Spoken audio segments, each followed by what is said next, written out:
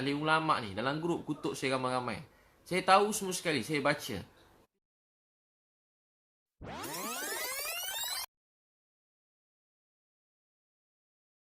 Saya kalau sedih orang kata kekeji, saya ni sedih juga. Bila saya sedih, ubat saya nangis. Nangis pada Allah. Dan bila saya sedih, saya kata, ya Allah, kalau ada pahala untuk sabar ini, saya hadiahkan untuk mak saya. Saya hadiahkan untuk mak saya. Saya hadiahkan untuk mak saya. Kalau ada pahala untuk sabar ini, saya hadiahkan untuk mak saya. Saya hadiahkan untuk mak saya. Saya selalu tengok orang kata saya kat belakang. Walaupun grup-grup ustaz-ustaz, ahli ulama' ni dalam grup kutuk saya ramai-ramai. Saya tahu semua sekali, saya baca. Tapi saya pun tak mau balas-balas. Saya pun tak nak gaduh dengan siapa-siapa. Saya doa mereka dapat kebaikan hidayah. Saya patut tak cerita saya tersebut. Moga Allah maafkan saya. Jadi bila benda-benda macam tu saya terbaca, saya tahu ulang-ulang kali orang kata saya hari update status sana sini. Saya tak kacau hidup dia. Saya tak kacau hidup dia. Saya tak pernah sentuh hidup dia. Saya tak sebut nama dia. Saya tak pernah keji dia. Saya tak pernah hina dia. Saya tak pernah minta apa-apa kat dia. Sesin pun saya tak minta kat dia. Satu apa pun dia orang tak didik saya. Yang didik saya ustaz-ustaz, cikgu-cikgu saya dulu. Mereka dah meninggal dalam kubur. Saya tengah malam dengar seorang cikgu saya dah meninggal. Saya tak kenal dia. Tengah malam saya dengar ada orang tengah nangis kat Masjid Seri Petaling tu. Ada orang nangis. Saya pergi kat situ. Dulu, bukan baru ni, dulu. Saya tak pergi Masjid Seri Petaling baru ni masa Covid ni, saya tak pergi. Ramai ingat saya pergi. Ustaz dah buat saringan, saya tak pergi. Biasa saya pergi dulu. Sekali masa saya pergi, ada seorang tengah nangis doa. Tahu apa dia doa? Ya Allah, jagakanlah Habib Liu ni, Liu Yun Pao, Linda Liu. Dia doakan keluarga saya seorang-seorang. Siapa pula doa aku tengah malam ni? Saya tengah mengantuk, hilang mengantuk. Saya tengok-tengok di antara salah seorang cikgu saya yang saya dah tak jumpa lebih 10 tahun. Dia nangis untuk saya. Dia nangis untuk mak saya. Dia nangis untuk ayah saya. Dia menangis untuk keluarga saya. Tengah malam dia nangis untuk saya. Itulah ustaz alim ulama' yang sebenar. Tengah malam nangis untuk umat. Nangis untuk orang jahat. Nangis untuk penzina. Nangis untuk orang tepi jalan. Nangis untuk orang jauh pada Allah. Nangis untuk orang bukan Islam. Doa, ya Allah, jangan marah mereka, beri mereka hidayah. Ya Allah, fahamkan mereka. Ya Allah, fahamkan mereka, beri mereka hidayah. Tengok orang jahat, ya Allah, jangan marah mereka, beri mereka hidayah. Ya Allah, kesian ke Habib Liu ni, beri dia hidayah, bimbing dia. Malam-malam nangis, siang dia pegang sikit. Habib, ni ada salah sikit Habib, betulkan sikit. Dia telah banyak buat baik kat saya, dia tegur saya sikit. Dia tegur saya sikit dia tegur. Sekarang berbeza. Banyak ustaz-ustaz alim ulama' mereka keji kita kat belakang. Cakap kat belakang, hina kat belakang. Cakap bukan belakang, depan juga kat Facebook, kat Instagram. Bukan baru ni, dah lama dah. Banyak kali dah, setiap kali update. Saya banyak juga kadang-kadang pergi mana tempat tiba kena halau. Yang halau pun ustaz juga halau kan? Halau pada masjid. 2-3 tempat saya pergi, ada kena halau. Saya pergi berdakwah free, masa free. Lepas tu saya, kalau ni saya kadang saya ada cas supaya mereka urus sikit surat untuk saya. Kalau saya bagi free, saya dah kena halau. Bukan dulu-dulu kena halau di masjid. Saya bukan cakap apa-apa. Saya tak sentuh hal-hal semasa, nak sentuh orang. Tak, saya bukan orang macam tu. Saya tak suka nak sentuh hal peribadi orang. Ni bukan saya. Tapi tahu tak apa jadi? Orang halau, orang keji. Tahu tak apa saya nak beritahu tuan-tuan sekalian? Sedih kan? Orang sekarang patutnya, ramai alim ulama' yang baik-baik, yang soleh, yang sangat saya hormati, membuat saya semakin cinta sayang pada Islam.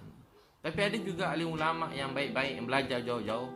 Dia jadi macam, dia penat agaknya belajar jauh-jauh. Penat belajar jauh-jauh. Lepas tu tengok tiba Cina mana pula ni agaknya. Tapi macam tu, keji kat belakang, cakap bukan-bukan. Saya macam pada dulu lagi. Saya tak kacau hidup dia, tak sentuh hidup dia. Saya tak susahkan dia pun. Saya tak minta sesuap nasi pun kat dia.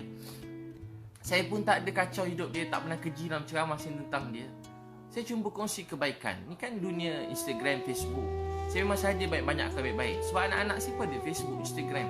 Saya nak dia tengok benda baik-baik. Saya nak banjirkan benda baik-baik dalam Facebook, Instagram ni.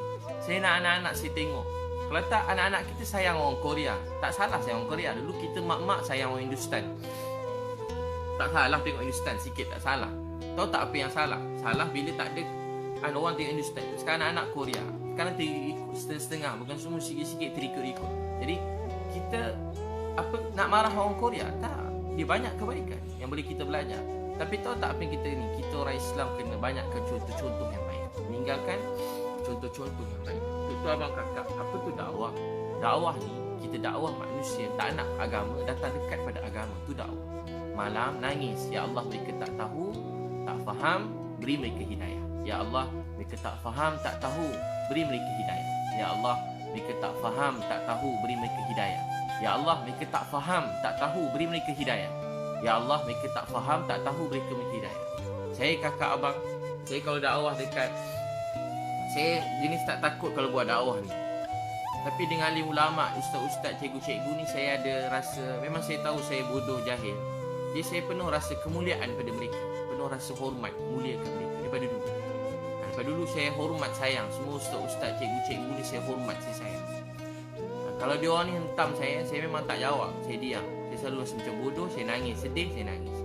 Tapi kalau orang tepi jalan, saya tak takut. Pada umur 15, saya pergi kat satu tempat, budak-budak jahat, saya dakwah. Ketua dia badan bertatu, umur 30 lebih, kerja merompak sana sini. Yang saya pernah cerita, dia ikut saya. Motor beratus geng dia, motor-motor besar, motor-motor. Budak-budak motor, budak-budak yang macam-macam, curi motor, curi kereta. Saya dakwah dia. Alhamdulillah, ramai ikut saya. Mereka berubah. Sampai saya pernah cerita, dia berubah. Jadi sebaik-baik orang. Masa dia meninggal, masa kan berdakwah, tengah malam dia meninggal dunia. Tengah malam berdakwah, meninggal dunia. Orang baik. Sebab tu, kita tak tahu kesudahan seseorang. Tu jangan pandang rendah pada orang tepi jalan, pada budak-budak jahat. Mereka anak-anak kita, mereka keluarga kita. Ya Allah, sayang mereka, mereka tak faham, tak tahu. Beri mereka hidayah. Jangan keji dia. Kita kalau baik sikit, dengki ke orang, benci orang jahat. Dia ni mana mak opak dia tak pajar, tak ajar-ajar apa dia. Teruk tu.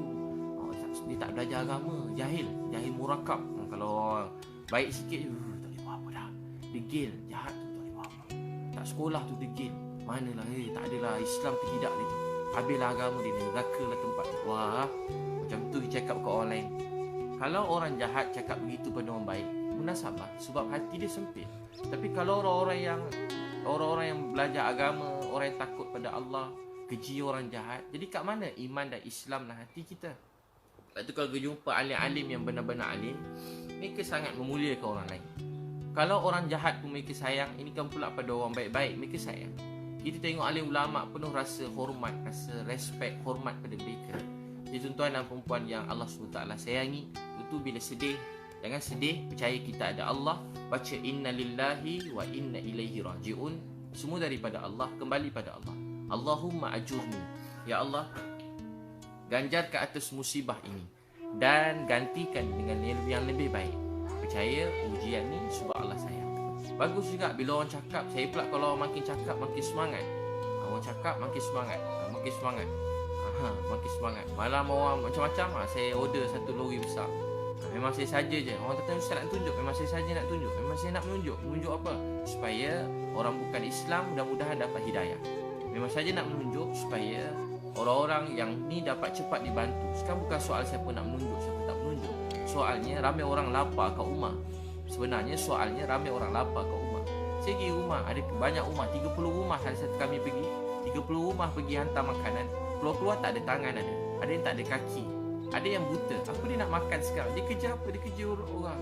Sekarang dah tak boleh urut orang yang buta. Tak boleh urut orang. Dapat duit, bantuan ada. Bukan tak ada. JKM pun ada, zakat pun ada. Tapi berapa sangat? Berapa sangat?